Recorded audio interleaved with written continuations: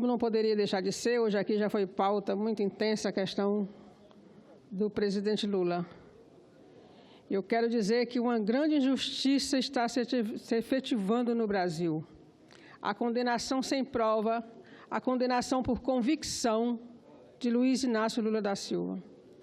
Depois desse processo do Lula, há que se rever o ordenamento jurídico no que diz respeito à ação penal.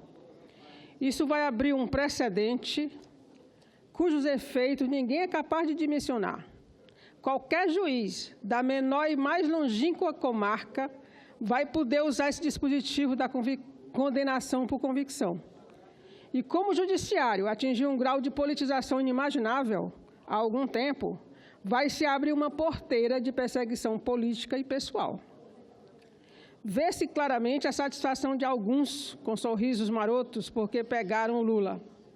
Esquecem que é bíblico o atire a primeira pedra. Aqui neste Senado há muitos telhados de vidros, alguns protegidos pela simpatia ou partidarização de setores da mídia, do Ministério Público, da Polícia Federal e do Judiciário. Basta ver o caso Paulo Preto, operador tucano e cujos crimes estão prestes a ser esquecidos. Vamos ficar sem saber a quem pertence os 113 milhões da Suíça. Pela regra da prescrição, em breve, ele só poderá responder por crimes cometidos após 2010. E foi assim com o Eduardo Azeredo também, que está condenado em segunda instância, mas não botou o pé numa prisão. E até hoje não houve denúncia em nenhum dos inquéritos. Ele só será beneficiado pela prescrição, só não será beneficiado pela prescrição, caso se torne réu este ano. Alguém acredita que isso vai acontecer? Se prescreveu para o senador Serra, como vai continuar para ele? Ele vai virar delator? Vai morrer se virar delator? É impressionante o apadrinhamento que o PSDB tem no STF. Não mais restrito ao ministro Gilmar Mendes. Não pode esta casa ficar indiferente ao que acontece com o ex-presidente Lula. Se está acontecendo com ele, que tem apoio no mundo inteiro, e conta com a atenção de lideranças mundiais que acompanham diretamente o andamento desse processo.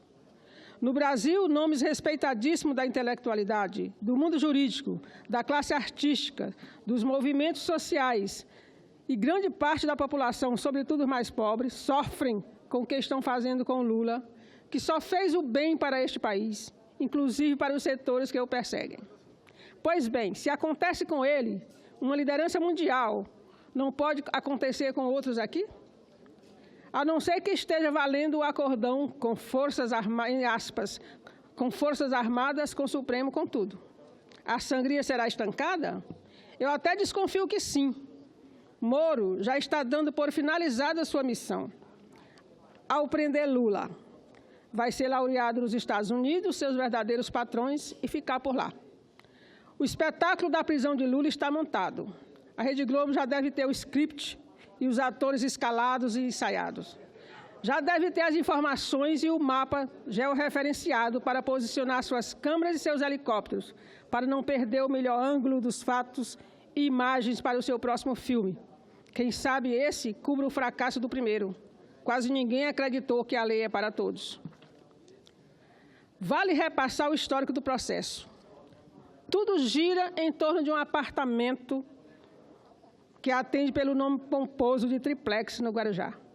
Um apartamento classe média, perfeitamente cabível na situação financeira de um homem que trabalhou desde criança, que foi deputado federal constituinte, o mais votado do Brasil, e 2 vezes presidente da República. Se quisesse, poderia comprá-lo, mas não quis. Visitou o apartamento, sim, e essa é a única prova nos autos, uma foto de Lula visitando o apartamento.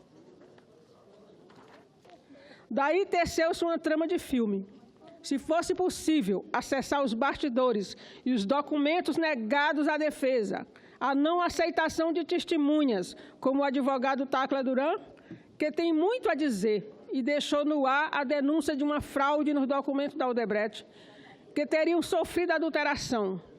Aí teríamos um enredo completo. O filme já tem final anunciado.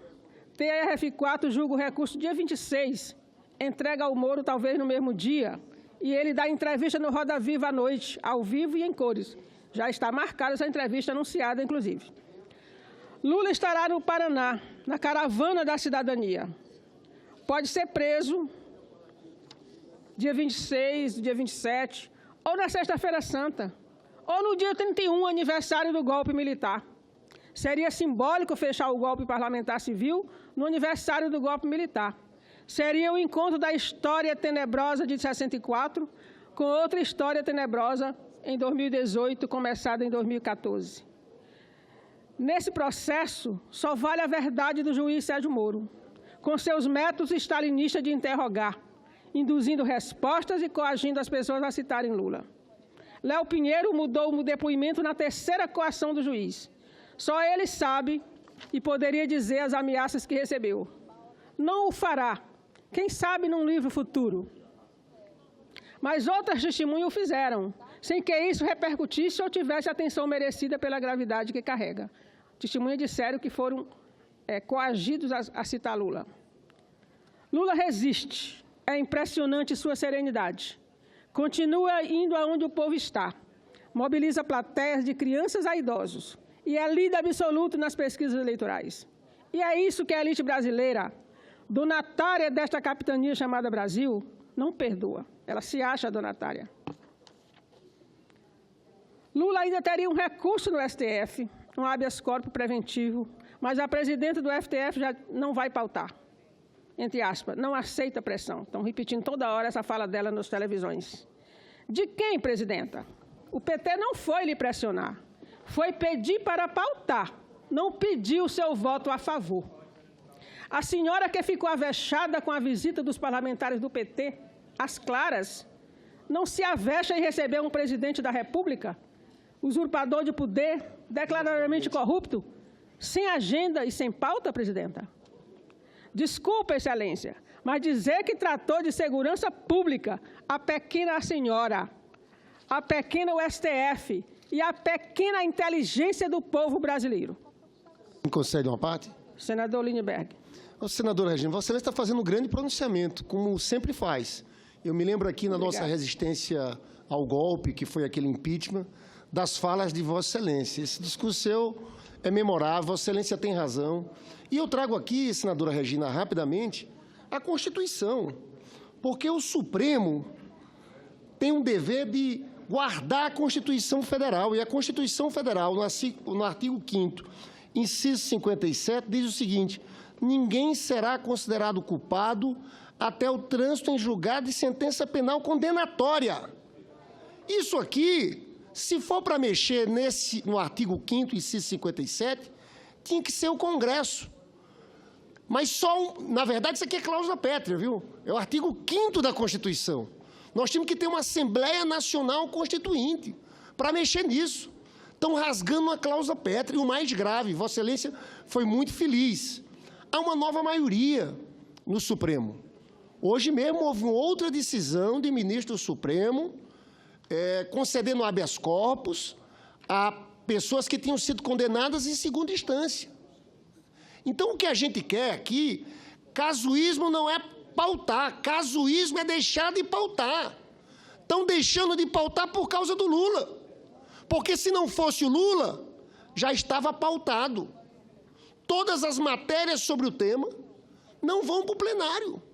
E veja bem, pela primeira vez, a presidente do Supremo, ministra Carmen Lúcia, antecipa a pauta de abril para dizer que o Lula não está lá.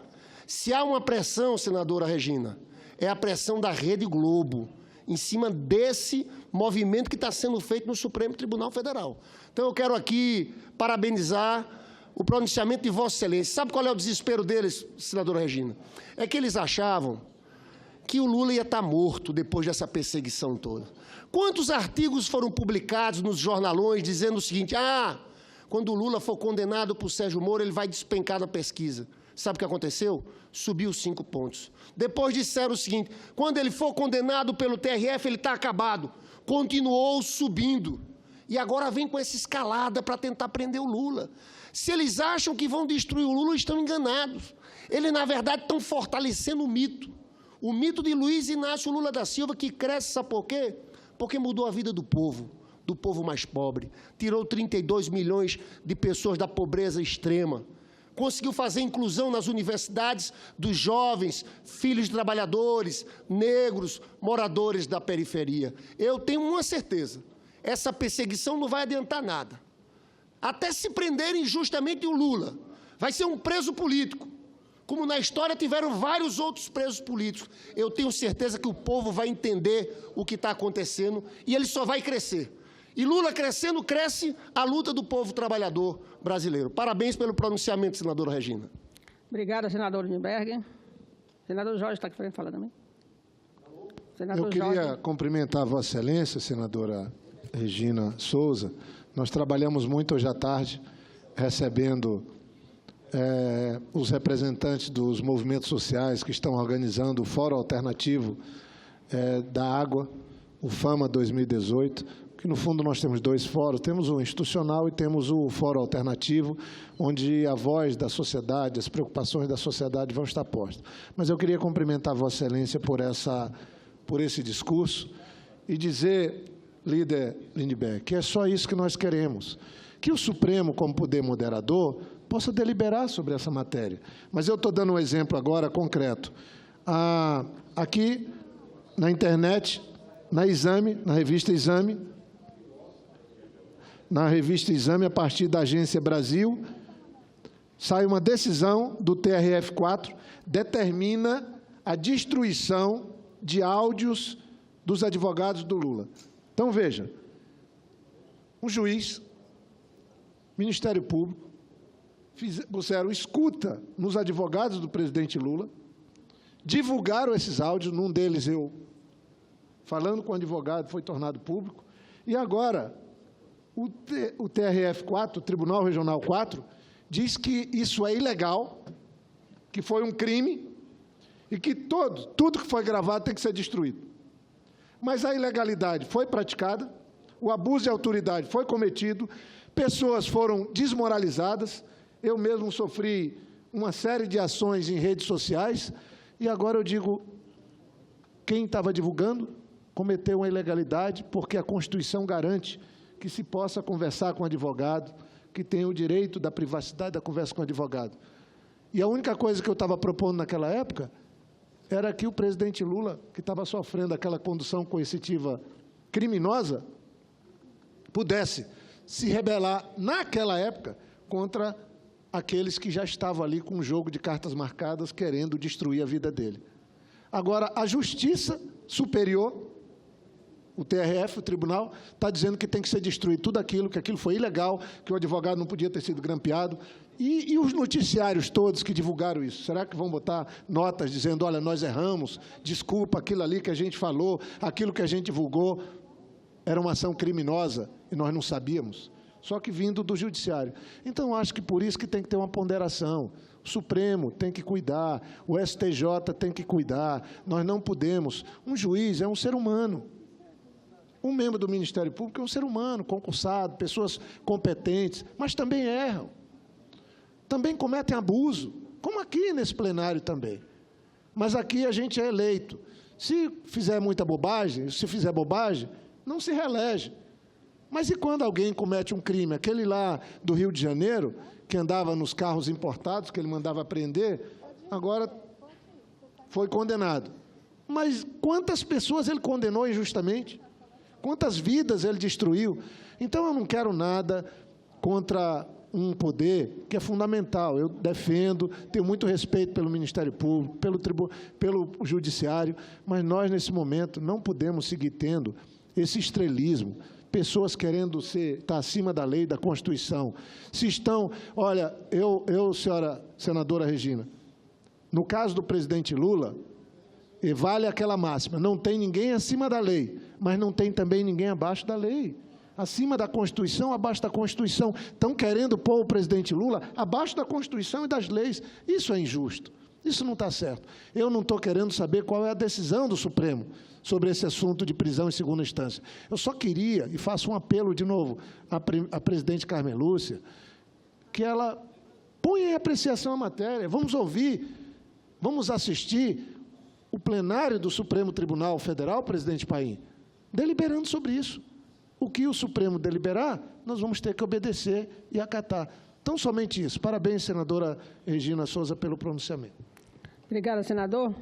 Eu estou caminhando para a conclusão, que eu estava falando, inclusive, do encontro da presidenta Carmen Lúcia com o presidente Temer, né, e dizendo que a pequena inteligência da gente dizer que tratou de segurança pública. Né? Um encontro fora da pauta, fora de agenda, era impensável até um dia desse. Então, daquele encontro, eu posso pensar o que quiser.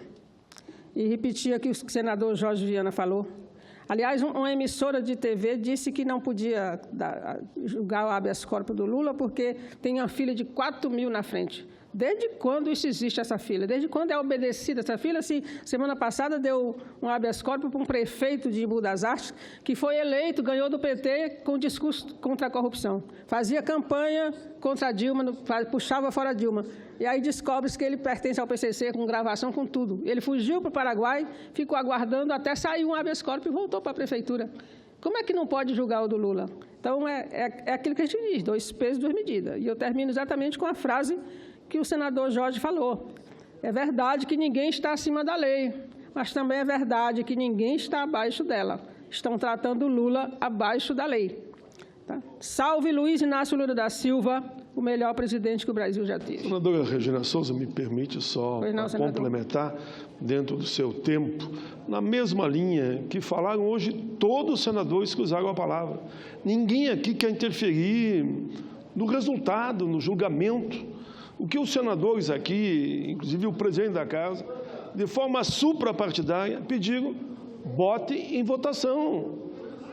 No plenário, nós todos, como aqui colocou muito bem o senador Jorge Viana, nós vamos respeitar, nós aprendemos ao longo das nossas vidas. Já perdemos tantas, né? E dizer o seguinte, decisão do Supremo é a última instância. Decidiu, está decidido. É bom para o Brasil, é bom para todos. Ora, se a contabilidade de um ou de outro vai mais para cá ou para lá, bom, isso não é a questão.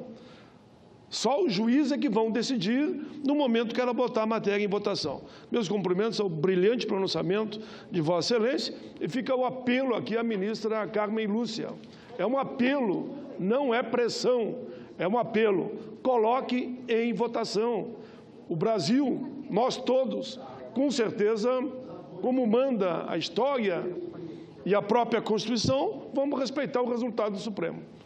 É isso, minha querida presidenta da Comissão de Direitos Humanos. Obrigada, senador. E aqui eu termino meu pronunciamento. Obrigada.